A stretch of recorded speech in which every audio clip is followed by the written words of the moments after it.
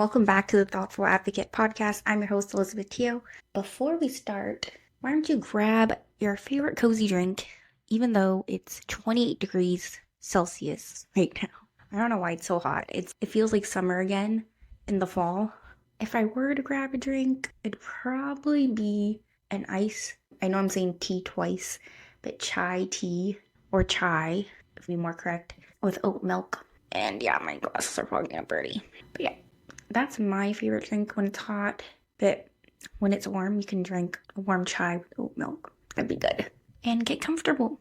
So today we're going to be diving into so many topics. I like this style because every week I can talk about something new that I've been really into, whether that's a new fan fiction I've been reading or a new hobby I've picked up, updates about Ace, and just in general. So yeah, I feel like this is a great style for me because oftentimes I find it hard for me to find things to talk about in general.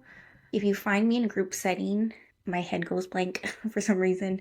I don't know. So I'm more of a listener than a talker, but when it comes to eco-friendly stuff and things about my life, I really have to plan it out. But of course, I have a lot to talk about. So talk about eco-friendly choices and the reality of trying to maintain them. I am pregnant again, back to back. I have help, so I think it's going to work.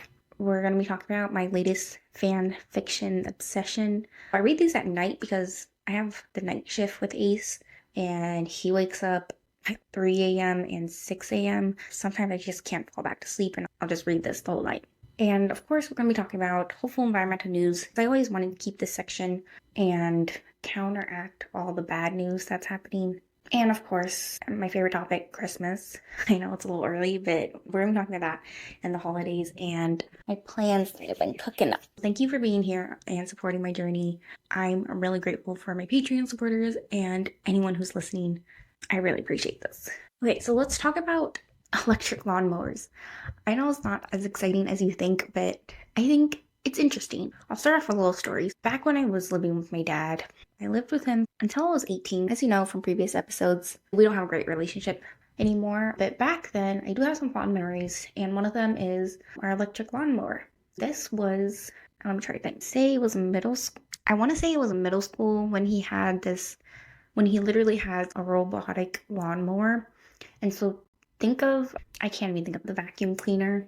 That's literally a robot. Okay, so it's basically like the Roomba, but for your lawn, and less advanced because this was middle school. I started high school in 2010, so this was like the 2000s. The robot lawnmower my dad had was basically, in order for it to work, you have to put these little pegs in, and it's basically a boundary for the robot. My dad inserted these, they're like just green sticks. It was basically a wire, and then you would use these little pegs to make sure they are secure in the ground. My dad outlined the whole lawn. We only did the front lawn because I guess the backyard was too crazy for it. My dad outlined the whole front yard with these little pegs and wires. That way the robot can tell where to stop cutting. The robot was yellow. It was pretty big. It was actually pretty cool driving it. Like a video game. You have this remote controller, and then you can go forwards and backwards and have it stop. And at that time, it was very cool and very advanced. I don't know anyone who had a robot lawnmower at that time. My dad has a lot of interesting hobbies, so that was definitely one of them. We used the robot lawnmower for a bit, but then I forgot to take it out for a while. My grandma got fed up and she used our regular lawnmower. So we had a gasoline lawnmower as well. And let's just say that one cut up the wires for the robot lawnmower. My dad was so pissed because it was expensive. Now that the boundary wires are cut up, basically the robot's useless. So yeah, it became just junk sitting in a little garage.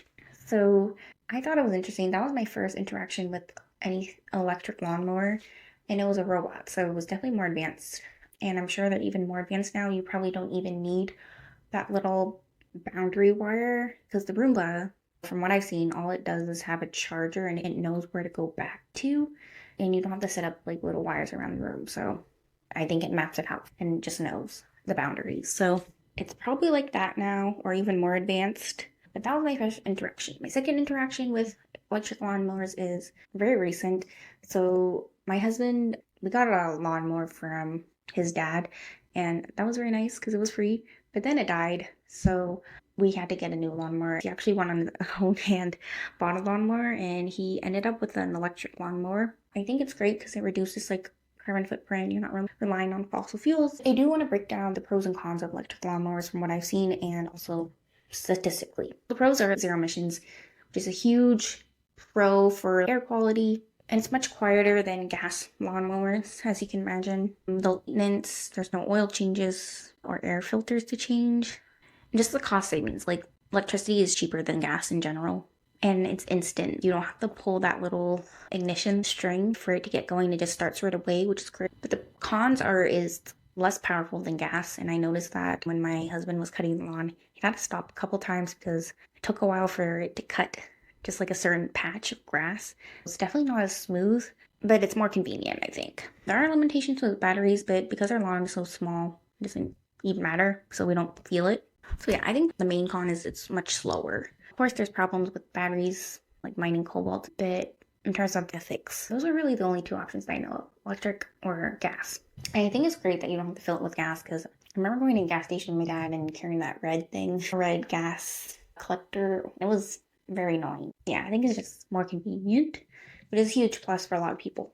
So I think electric lawnmowers are a step in the right direction for the environment. The convenience of using electricity versus gas is pretty big, but it does have trade-offs that I don't think is a huge problem unless you have a huge lawn, and luckily we have small ones, so I think it works for us. Okay, in this section we're going to be talking about baby food prep and its reality. I think when I thought of having kids, food prep wasn't one thing that really popped up a lot. It was more about feeding him, putting him to sleep, and bathing him, like the basics. But yeah, there is a lot of work that goes into food prep. I just want to be honest with you. It's difficult to be environmentally friendly when you're tired in general. So you definitely look for convenience over anything else. Like I said before, I'm pregnant. The baby is due sometime in March. Yeah, I'm in my second trimester, but I'm definitely tired, and taking care of him is tiring because he's like crawling and he's learning how to walk too. So we have this baby gate, and now he knows how to walk around the perimeter by holding the gate. It's like when you go into ice rink and you're like on your ice skates and you're like a newbie holding the wall around the perimeter until you get your balance. It can be exhausting because you're trying to make sure he doesn't fall and bump his head. If you're not in that playpen, like sometimes I play with him on the couch, he'll be crawling back and forth and I'm trying to grab him from not falling off the edge, and it's just tiring. Yeah, I think a lot of people feel this, especially people who work full time, because you're working 9 to 5, right? So last thing you want to do is probably wash more dishes. The ease of convenience of single-use packaging is just a lot easier. So I get it. And this is really the convenience versus waste dilemma. Fruit pouches, I think, is our biggest issue with waste right now. So we currently buy fruit pouches from Walmart, which honestly, they're a lifesaver because it's easy. You can drink straight from the pouch itself. There's no added sugar, which is great. It's fruits and vegetables mixed in one, and Ace loves them. It's easy when we're outside. It's definitely wasteful because once you're done with it, it's gone. And it's not like that much in it. I think each pouch is like 70 calories. And where I live, like, they don't take pouches in recycling. Like, that's garbage. So it sucks. As I'm gaining more energy, I usually find like towards the end of the second trimester, I usually have more energy and like dies off again in the third trimester. But as I'm gaining more energy, I'm like making sure I can prep Ace's food ahead of time. So I'm making porridge, and my grandma taught me basically to make porridge with any vegetables I have and chicken. I use a whole chicken thigh with skin and bones, put it with water and half a cup of rice, and I chop up vegetables. This week we went to the farmer's market. I chopped up zucchini, carrots, and bell peppers. Just chopped those up, made it small, and boiled it. That's his meal for the week. The first meal I made, I just had carrots, napa cabbage, and chicken. Originally it was ours, but he actually really liked it, so I ended up using it for him, and he ate 2 bowls in one sitting, which is a little crazy. But honestly, there was not much rice left, so it was mostly soup, so I think that's okay.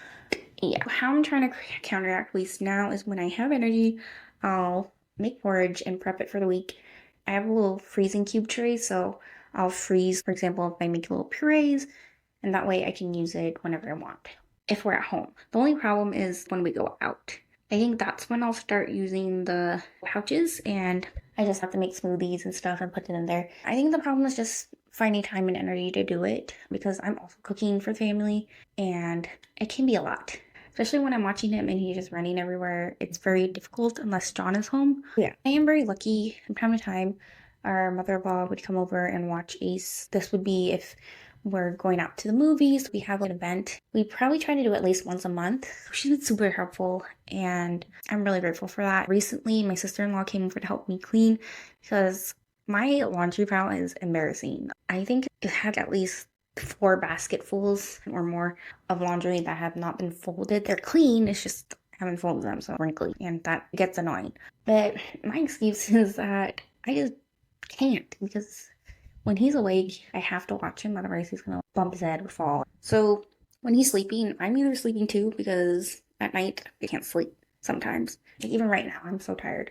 Or I'm cooking for the week and that takes a long time. I love home cooked meals, but honestly it takes me almost the whole day because I'm chopping and prepping. For example, I made japchae, which is Korean sweet potato noodles with spinach, bell peppers, beef, and fried tofu on top of that.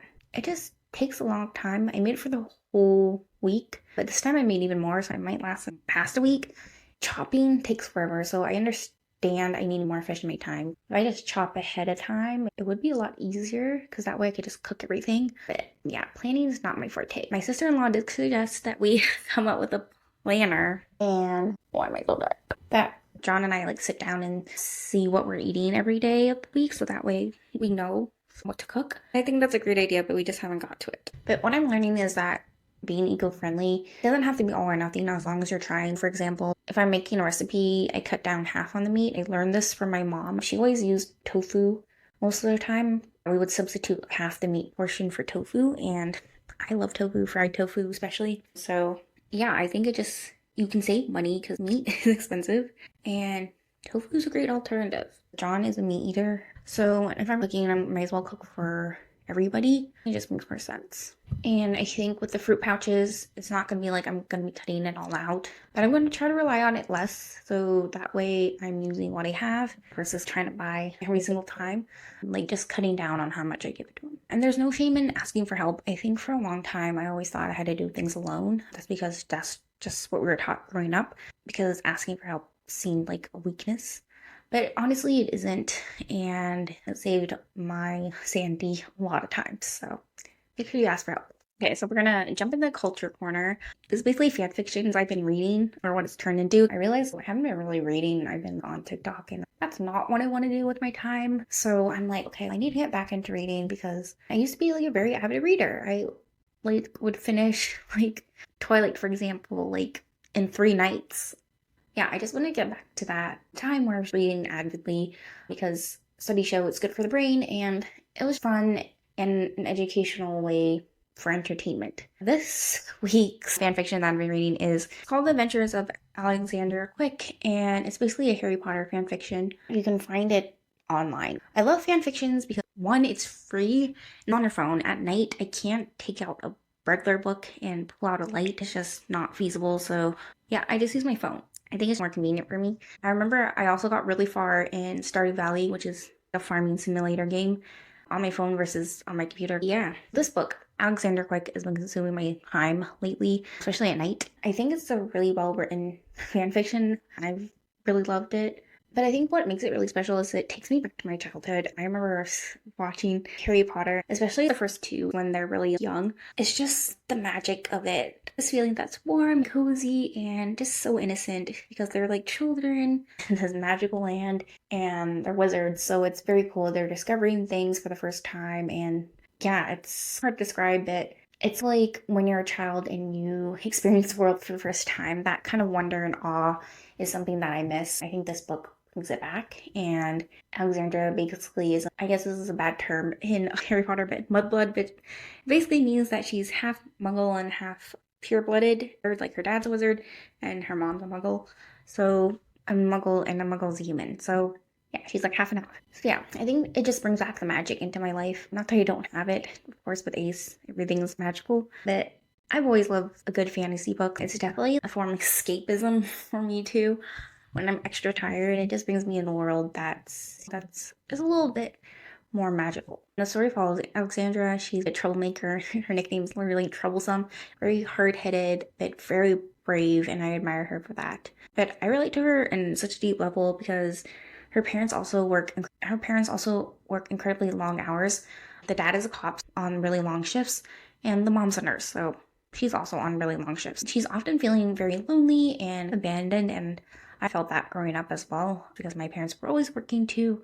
It was also pretty lonely for me, and being that I couldn't go out and see my friends either, it was definitely a little bit more isolating. So I definitely relate to her in that sense. I find it really beautiful how she makes friends and how important it is to find your people because it's not always your family that's going to be there for you, and that's okay. Maybe sometimes it is, but at some points in your life, what's going to be your best friend, who's going to be there for you. Just her relationship with friends and her way of discovering the world. I think it's very inspiring, and it's just nice to see or read about it. And it reminds me of a time when I was younger and I always hung out with my friends at school, and just feeling that I found my people and that feeling like that you belong somewhere. It's a very powerful feeling. Now, I have to be honest, the main character, Alexandra, really annoyed me at first because she's always getting in trouble. Even when she knows she just needs to shut her mouth and that way she can get out of trouble or at least lessen her consequences. Like, she always gets sent to the dean's or principal office, and if she just stopped talking back, she would probably not be in such deep trouble. I learned early on that talking back would lead to more trouble. It's not annoying at certain moments where she just doesn't learn when to stop. But at the same time, I really admire her bravery. She stands up for what's right. Even when she gets into serious trouble, she's basically trying to uncover why her father practiced the dark arts. And so when she does join a club practicing the dark arts, she still stands up for what's right and eventually leaves because they're doing too many crazy things. I think as someone who followed the rules growing up, I found this inspiring. She had this type of courage that I don't think I really had, or I lost. I think I had it at one point, especially in elementary. I remember I would talk back a lot, but then I lost it because I was scared. I didn't want to get hit. So yeah. And I think more specifically on the friend dynamic, there's Anna, which is Alexandra's Chinese friend, and she's basically the polar opposite of Alexandra. She's more timid and a goody two-shoes, which I can relate to because that's who I turned into, basically. And so yeah, it was really interesting to see the dynamic between people who are so different become such good friends. And I found that really heartwarming. I'm in a completely different outfit. It's a completely different day. My mic's wire completely broke. John got me a replacement. So, hopefully this audio is better.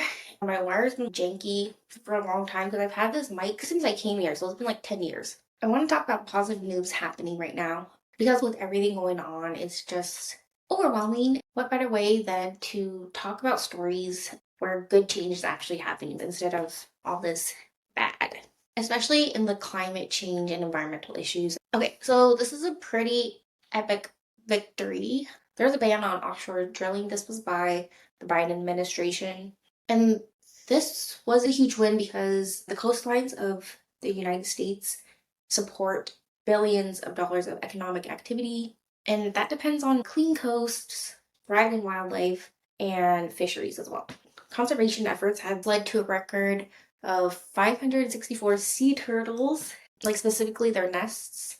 And that's breaking like a 40-year record. So on Anna Maria Island off the Gulf Coast of Florida, sea turtles are booming. There are over 564 sea turtle nests along the coast due to conservation efforts, breaking a 40-year record. This island also saw the return of the least tern species, which was threatened for over 15 years, so great news. And this shows that conservation efforts actually work. So we definitely need more jobs in this area because more and more species are becoming affected by climate change and environmental issues. More good news is clean drinking water. So important. I think in North America, we take this clean drinking water for granted. We can drink it straight from the tap without an issue in most places. And it's found pretty abundantly. You can go to the mall and drink from a water fountain. Restaurants even serve water for free. But when you go to Europe and other places around the world, I know that in Europe you have to pay for bottled water. I think they often provide sparkling water in places that don't have clean sanitation for their water. These are usually poor countries without clean sanitation. Getting clean water for them is difficult, and because water is so important. I remember a couple years ago when I was taking a class at U, they were talking about how water could actually lead to wars. Safe drinking water could actually lead to wars because the more we use it, the less there is. But I always thought, why couldn't we just figure a way to drink ocean water? Clean water is a must because we all need water to survive. The EPA has legally enforced bans on PFAs. They're also called chemicals. They just don't go away. This regulation requires public water systems to reduce contamination by 2029. Hopefully they meet that target because that'd be great. If they do reduce the contamination, that's going to affect like 100 million people. So many families will be protected. So the European Union nature restoration law, 20% of the EU's land will be restored by 2030. This reminds me of spoiler, basically the water is contaminated. So you have like mutant fish and all these contaminated creatures, and they're like mutants. And the water is not clean. If you eat any of the animals because they drink from that water, you'll get really sick and likely die. Basically, the water is poisoned because of all these chemical plants put next to them, and it's just dangerous for the public. All the clean water is reserved for the important people who own these plants. They have all the food, clean drinking water, and the people in the village have nothing and are literally starving to death. Pretty sad. Okay, so the National Trust in UK pledged to create over 250,000 hectares of nature-rich landscapes over the next decade. They'll specifically be focusing on restoring peatland, which supports carbon capture and biodiversity. UK is one of Europe's most nature-depleted nations. I think this plan shows that we move towards the right direction, and if we focus on restoration and conservation of these wild lands, then we could bring biodiversity back, and this would be super important for climate change. So the Montana Supreme Court held a historic ruling in the nation's first constitutional climate change trial. So 16 young people basically sued the state, and they won, which is amazing. Young people are often the underdog when it comes to law and politics. You'll see that is very inspiring. The court ruled that children have the fundamental constitutional right to a clean and healthful environment. I think this case helps give us hope and also gives us a foundation to build off of for upcoming laws and policies. It's very exciting. More than 3/4 of UK's universities have pledged to divest from fossil fuels, which is great. That represents about $17 billion out of the fossil fuel industry's reach.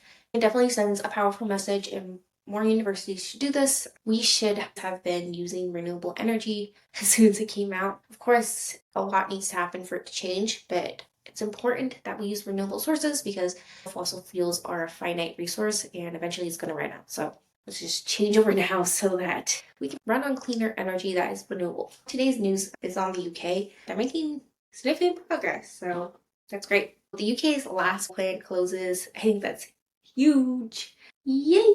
And if you remember, UK was the birthplace of coal-powered plants during the Industrial Revolution, so this is huge. I know we're facing enormous challenges when it comes to climate change and renewable energy. There's still so much work to do, but these stories remind us that change is happening. I hope this podcast will help inform you and let you know that there's people out there making that change, and you could be one of them too. So don't give up. When I hear about these stories, it gives me hope because I have children too. I hope that it's renewable energy across the board and clean air and clean drinking water because everyone deserves that. I think often when we start focusing on becoming more environmentally friendly, we focus on individual actions, which are great, but they're not the end-all be-all. It's a start, and it will help you learn how important our resources are and to use it as many times as possible. So yeah, I might be nitpicky on myself because I'm using so many fruit pouches for my son, but honestly, when I'm tired, I just need to. And instead of focusing on the little losses that are happening in my personal life, I can think about the big picture, channel that energy into informing people and educating people about what's going on in the world so that we can inspire each other and take action. Okay, so speaking of the future and making memories, I am super excited for Halloween and Christmas. Christmas is my all-time favorite holiday. I know it's crazy to be thinking about Christmas already, but I've been thinking about Christmas forever, since the summer mostly. I just love that warm, cheery feeling and the holiday vibes. It's truly beautiful. And I'm even more excited because I get to spend it with Ace this year. And this is his first Christmas, so we want to make it special. And I know that having children around Christmas just makes it even better. We went to the Toronto Christmas market a couple of years ago, but it was almost -20 that day. I had to take public transportation down there, and it's just freezing. All that matters is Christmas markets are usually outdoors, so we were freezing. And that's all I remember. It was nice aesthetically, like they had that big Christmas tree, which was beautiful, and they had some fire pits around the area. It's in the distillery district. They have little shops, which I love to go to, but it was just too cold. So I think that kind of ruined the experience for me, and I want to experience like a better Christmas market, at least in better weather. So I've been looking around, and there's Christmas markets everywhere. Mississauga, Burlington, Laura, Norfolk, and so many. So if you're not in Toronto, you can still go to a Christmas market. I'm super excited to take Ace because he just loves seeing new things. He even loves going on walks and just seeing what's going on around him. Even when we take him to stores, he's just experiencing the world. So to see that kind of joy and excitement from him is really fun. I'm very excited to take him to the Christmas market because I think it'll be a good time with the family and it'll be experience to remember. Even though he won't remember, he'll remember the good vibe. And of course, we're gonna do pictures of Santa. I think that's super cute. Christmas is my #1 favorite holiday, but I also love Halloween. I really do love Halloween because I went trick-or-treating for 18 years. I know a lot of people think you're supposed to stop trick-or-treating once you're 16. I don't know what the cutoff age is, but I've always loved Halloween and I cannot resist free chips, so why not? And if I'm gonna dress up and go all out, I might as well enjoy. I didn't have any issues, I guess because I look really young. No one questioned me. One of the rare occasions where my friends came over and we went around the block and got candy, saw all the Halloween decorations. We watched movies beforehand. Usually it was such a good time and such a good memory. I'm excited to take my son around the block and just like have him experience the wonders of Halloween too. This year we're going as One Piece characters, so stay tuned for that post. I'm really looking forward to it. We've already started seeing Halloween decorations in our neighborhood. There's this one house that puts up giant skeletons and it's so sick. They really go all out and they definitely went all out this year. It's just so exciting to see people get excited about Halloween. We haven't put our decorations up yet, but hopefully soon. It's just the vibe. So far, I've seen like Halloween Town. What else did I watch? Oh, I watched Hocus Pocus last night. So many fun Halloween movies. It's just fun. Like it's dark, cold. We feel a little mysterious and magical, and yeah, it's pretty cool. People live around the park. They go all out. There's literally a garage they could walk through, and they decorate the inside. It's crazy. I had a lot of fun in the States. Most of the houses were handing out candy. That's what makes it fun. The more people involved, the better. But when I moved here, I noticed that there weren't as many. So it makes me sad. I heard that trading is taking over, which I get it. Like it's safe and in one area. It just takes the magic away from neighborhoods and community building. I just love that community feeling, especially like getting your neighbors and like seeing them in costume and yeah, taking your kids out around the block is I think such a great tradition and needs to be upheld. So hopefully more people take part in Halloween this year. If you enjoyed this episode, please give me a thumbs up and subscribe to my channel. You can download this episode on Spotify, Apple Podcasts, and every other podcast platform, or just watch the YouTube video. I really appreciate your support and any comments that you leave. So thank you. I hope you guys have a wonderful holiday, and we'll see you next time. Okay, so today's sponsor is Kind Laundry. I do have an affiliate code. Kind Laundry use natural ingredients and it actually comes in these sheets. So much more useful than liquid laundry detergent because that stuff gets messy. With Kind Laundry, you can bring this anywhere. It's literally in a box, pack in your suitcase, and it's that easy. You can get 10% off by using code ZeroWasteQ.